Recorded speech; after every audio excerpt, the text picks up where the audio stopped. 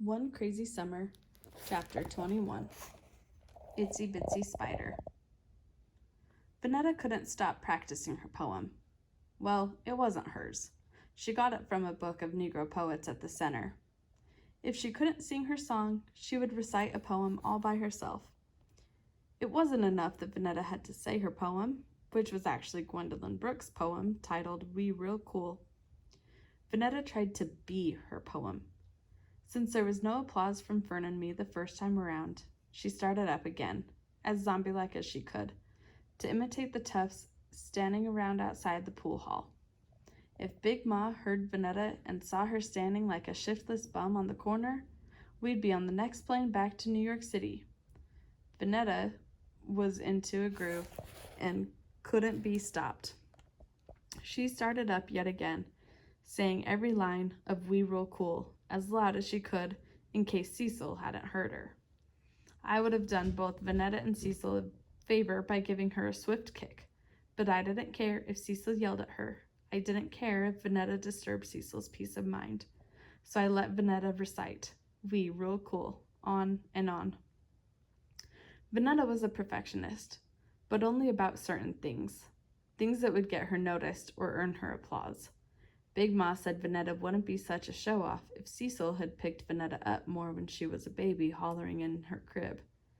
I didn't need a flash of memory to recall Vanetta's crying. She cried loudly and a lot. Our door was open and Cecil was in the living room, lying on her beat-up sofa. Cecil could hear Vanetta perfectly well.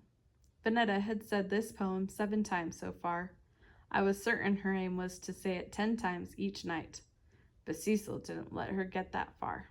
It took only 6 angry foot stomps for Cecil to make it back to our room. Cut that crap out. That's not even a poem. I could have knocked that out in my sleep. You'd think Gwen Brooks was some kind of genius. Then she stomped away, this time into the kitchen. I heard her hand smack the swinging door handle. Back in the 4th grade, my teacher would have us lay our heads on our desks after we came in from recess. She would recite poetry to calm us down and get us ready to learn more science or history. Robert Frost, Emily Dickinson, County Cullen, and William Blake, all fine poets whom we should know, she'd say. Well, I knew a real live poet. I didn't know how fine Cecil's poetry was, but I had seen her writing poems in the kitchen and sometimes on the walls or even cereal boxes. Who else in my classroom could claim they knew a poet and that she was their mother? So on the afternoon that Robert Frost's horse had clip-clopped through the snow, I'd raised my hand and told the class my mother was a poet. Now, Delphine, Mrs. Peterson said, nice girls don't tell their classmates lies. She'd kept me after school and told me she knew the truth about how my mother had left home and that wanting a mother was no excuse for dreaming one up. I couldn't leave the classroom until I'd written, I will not tell lies in class, 25 times on the blackboard. And then I'd had to erase the board clean. Vanetta sulked something pitiful when Cecil told her to cut it out. Vanetta only heard that her recitation stunk. She wasn't thinking about how Gwendolyn Brooks was a great Negro poet and that Cecil, also called Nazia, was printing her own poems in her kitchen. Last year, Vanetta practiced her curtsying more than she practiced her wings and time steps for the tip-top-tap recital.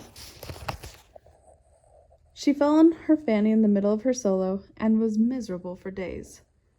Usually I'd pick up Vanetta's broken spirits until she was once again crowy and showy, but now I let her sulk after she received no praise from Cecil. Serves you right, I thought. Just to be evil, I rubbed it in with an insult. I don't know why your lip is hanging, I said. You're just like her. We both knew which her I meant. I said that to make her feel mad on top of being hurt. Just like I know how to lift my sisters up, I also know how to needle them just right. Am not. Are two. We did a few rounds of that, then a final not and two. Okay, Vanetta, suppose you were going to be on TV.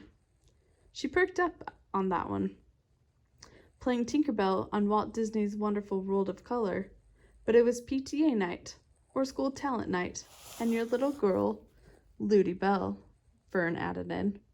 Ludi Bell, I picked up, glad to have Fern's support, had a part in the Itsy Bitsy Spider. In her Itsy Bitsy Spider costume.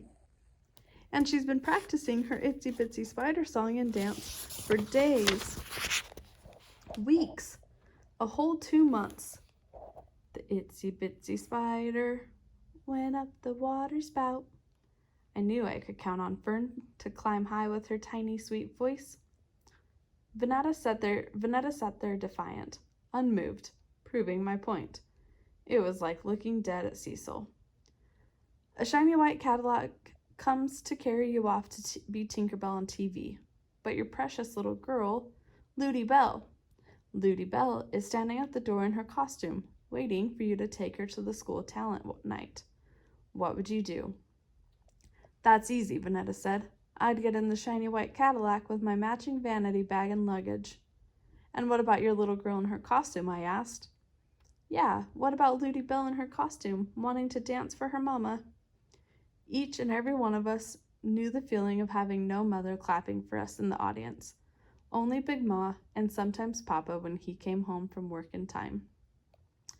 Crowy and showy Vanetta said, First of all, I wouldn't dare name her anything as silly as Ludi Bell, and my little girl would be happy I was a Disneyland movie star. She would tell her jealous friends at school, There goes my mother on TV.